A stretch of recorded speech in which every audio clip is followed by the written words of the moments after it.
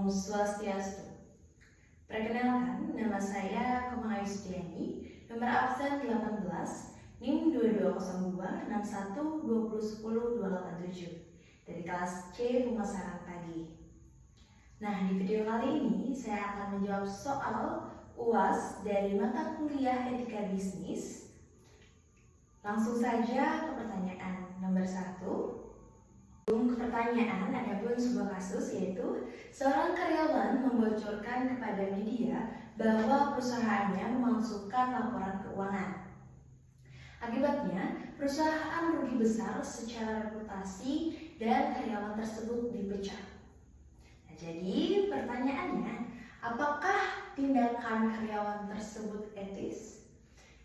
Baik, tindakan karyawan yang membocorkan pemalsuan laporan keuangan kepada media dapat dinilai sebagai tindakan yang etis, terutama apabila dilihat dari perspektif etika deontologis dan tanggung jawab sosial.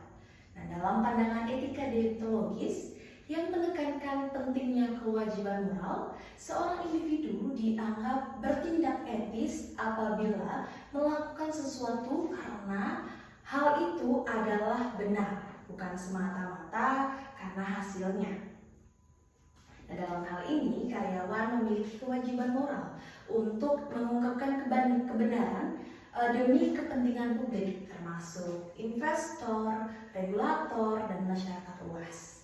Selain itu, dari sudut pandang tanggung jawab sosial, tindakan tersebut mencerminkan keberanian untuk melindungi integritas sistem keuangan dan mencegah kerugian yang besar.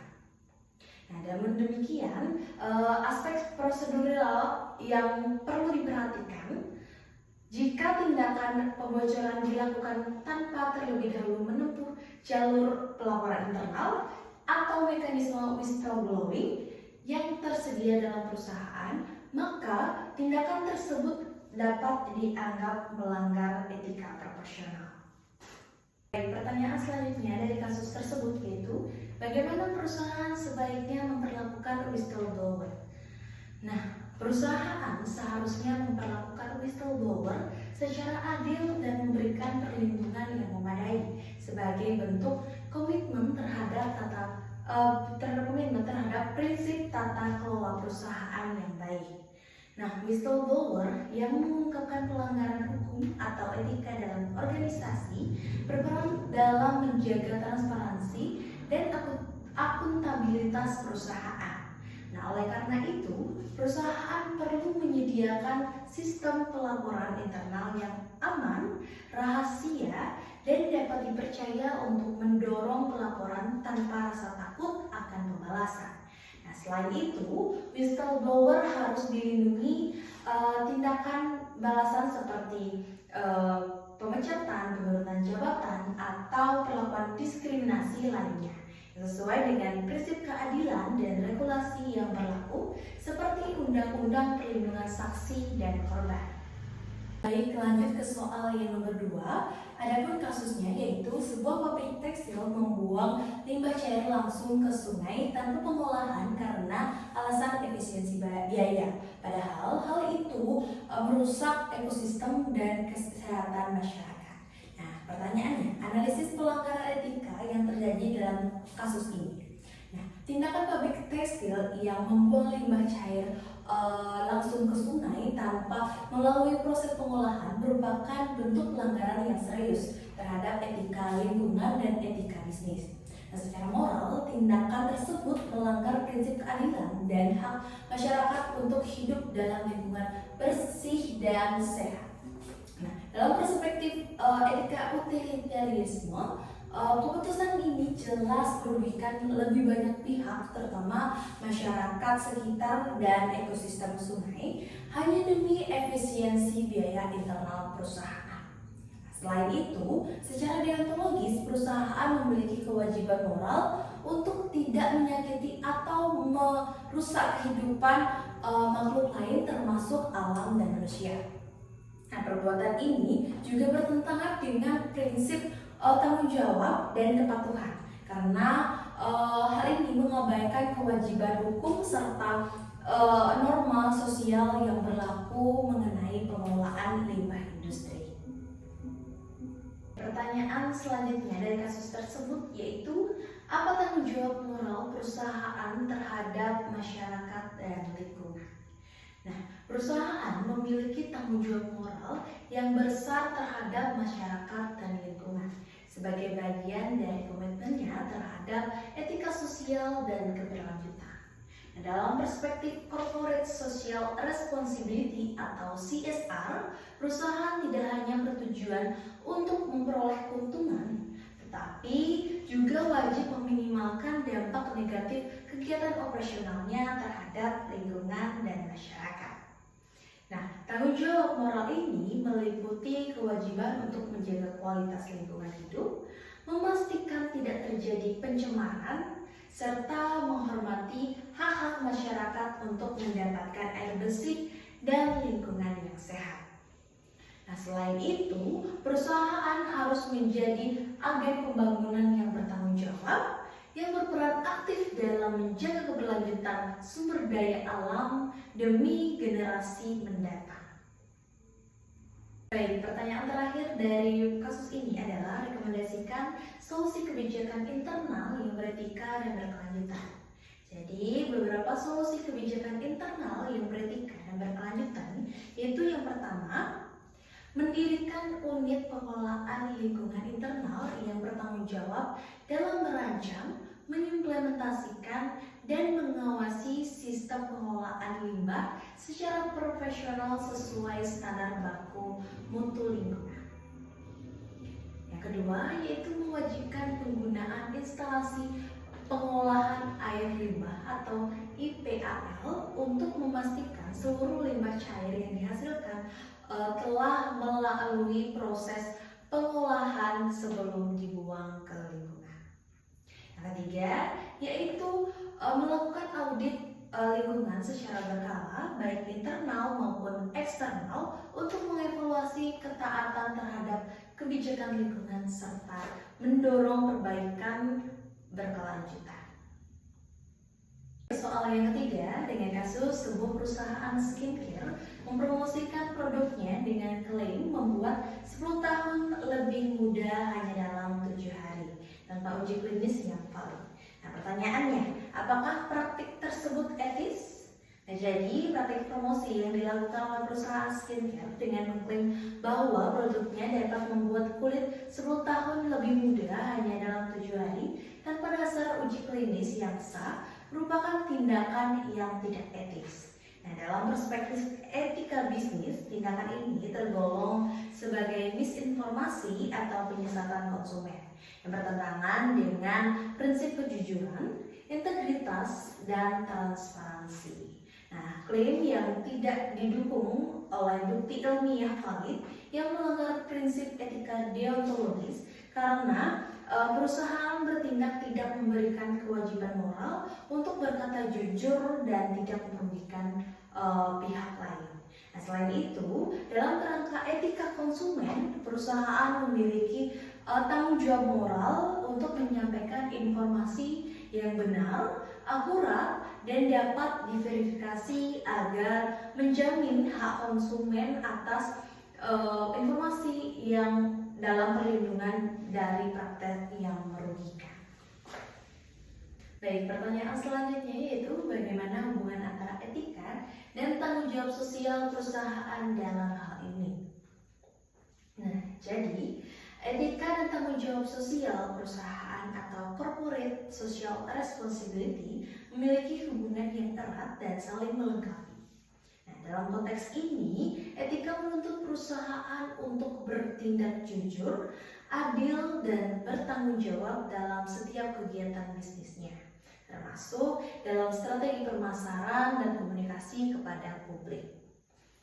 Tanggung jawab sosial perusahaan mencakup komitmen untuk tidak hanya mengejar keuntungan, tetapi juga memperhatikan dampak sosial dari tindakannya terhadap konsumen, masyarakat, dan lingkungan. Nah, ketika perusahaan menyebarkan klaim yang tidak dapat dibuktikan secara ilmiah, maka mereka telah mengabaikan aspek fundamental dari CSR yaitu melindungi hak dan kepentingan konsumen. Baik, pertanyaan terakhir dari kasus ini yaitu apa dampak jangka panjang terhadap kepercayaan konsumen? Nah, dampak jangka panjang dari praktik pemasaran yang menyesatkan tanpa dasar ilmiah dapat merusak kepercayaan konsumen secara signifikan. Nah, ketika klaim yang dibuat tidak terbukti tidak benar atau tidak memberikan hasil sebagaimana dijanjikan, maka konsumen cenderung merasa tertipu dan kehilangan loyalitas terhadap produk maupun perusahaan. Nah, hal ini dapat menimbulkan efek negatif berupa penurunan reputasi merek, berkurangnya pangsa pasar, serta meningkatnya potensi tuntutan hukum atau sanksi regulatif dari otoritas pengawasan konsumen. Nah, rusaknya kepercayaan konsumen juga dapat menyebar melalui opini publik dan media sosial. Nah, yang memperburuk citra perusahaan dalam jangka panjang. Baik, lanjut ke soal yang keempat dengan kasus seorang manajer pengadaan di sebuah perusahaan besar memilih vendor milik kerabat dekatnya tanpa melakukan proses tender yang transparan. Nah, ia berdalih bahwa vendor tersebut menawarkan harga yang terbaik. Nah, pertanyaan pertama yaitu analisislah apakah tindakan tersebut etis. Nah, jadi tindakan manajer pengadaan yang menunjuk vendor milik kerabat dekatnya tanpa melalui proses tender yang transparan merupakan tindakan yang tidak etis karena mengandung unsur konflik kepentingan dan pelanggaran prinsip integritas dalam etika profesi. Nah, meskipun alasan yang digunakan adalah efisiensi harga, keputusan tersebut tidak dapat dibandingkan atas dasar objektivitas, melainkan didorong oleh hubungan pribadi yang dapat mempengaruhi penilaian profesional. Dalam kerangka etika deontologis, manajer memiliki kewajiban moral untuk bertindak adil dan tidak memihak dalam pengambilan keputusan bisnis. Nah, selain itu, prinsip transparansi dan akuntabilitas dalam tata kelola perusahaan yang baik juga telah dilanggar. Baik, pertanyaan selanjutnya itu apa risiko etis dan hukum yang mungkin terjadi? Nah, dari tindakan tersebut pastinya membawa sejumlah risiko, baik dari sisi etis maupun hukum. Nah, dari sisi etika, tindakan ini merusak culture organisasi yang seharusnya menjunjung tinggi prinsip fairness, meritokrasi, dan transparansi. Nah, jika dibiarkan, praktik semacam ini dapat menciptakan iklim kerja yang tidak sehat dan menurunkan moral karyawan lainnya. Dan dari sisi hukum, tindakan ini dapat dikategorikan sebagai bentuk korupsi, kolusi, dan nepotisme atau KKN. Nah, terutama jika terdapat bukti bahwa keputusan tersebut merugikan keuangan perusahaan atau melanggar prosedur formal yang telah diatur dalam kebijakan pengadaan. Nah, di Indonesia, tindakan semacam ini juga berpotensi melanggar peraturan perundang-undangan. Baik, pertanyaan terakhir dari dalam kasus ini yaitu bagaimana seharusnya perusahaan menyusun kebijakan untuk mencegah konflik kepentingan semacam ini. Nah, untuk mencegah konflik kepentingan dalam proses pengadaan, perusahaan seharusnya menyusun dan menerapkan kebijakan internal yang komprehensif dan konsisten. Antara lain yang pertama, menyusun kode etik dan kebijakan anti konflik kepentingan yang secara jelas melarang pengambilan keputusan yang melibatkan hubungan pribadi atas keluarga dalam aktivitas bisnis perusahaan. Nah, yang kedua yaitu mewajibkan deklarasi konflik kepentingan bagi seluruh karyawan, terutama yang memiliki posisi strategis seperti manajer pengadaan, agar setiap potensi konflik bisa diidentifikasi sejak awal. Nah, yang terakhir yaitu menerapkan sistem tender terbuka dan transparan dengan prosedur yang terdokumentasi dan dapat diaudit guna memastikan proses seleksi vendor dilakukan secara objektif dan kompetitif. Baik, mungkin itu saja yang dapat saya sampaikan dalam menjawab pertanyaan soal UAS kali ini. Jika ada kekurangan maupun kesalahan yang saya perbuat, saya mohon maaf dan saya tutup dengan Parama Santi. Om Santi Santi Santi Om.